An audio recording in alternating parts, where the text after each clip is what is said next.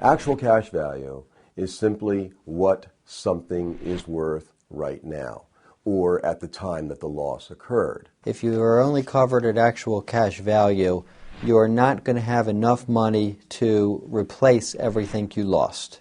You're going to get a portion of that money, and you're going to have to pick and choose what you're going to replace and what you're not going to replace. They take a replacement cost figure and they depreciate it based on how old that piece of property is. If you had a refrigerator that you paid $100 for but was 10 years old, that refrigerator would no longer be worth $100.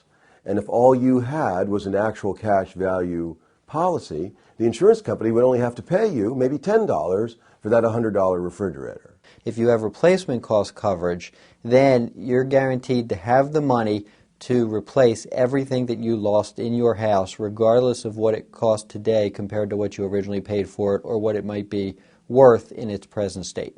We will buy you something new regardless of how old your personal property is. Then even though it costs $500 now to replace that refrigerator, the insurance company has to give you that full $500. Even if you are covered for replacement cost, most policies say you only get the actual cash value until you actually replace the item. And in order to do that, you have to get something of the same like, kind, and quality as you had before. If you agree with the insurance company that the actual cash value of that shirt is $20, they give you $20. Up front, you're going to get only the actual cash value. If you go out and buy a shirt for $20, they don't owe you any more money. If you go out and buy a shirt for $25, they owe you $5 more. Then you submit that receipt to the insurance company. And the difference between what the actual cash value was and what it cost you to replace it, they will write you a check for that. And that's how that works.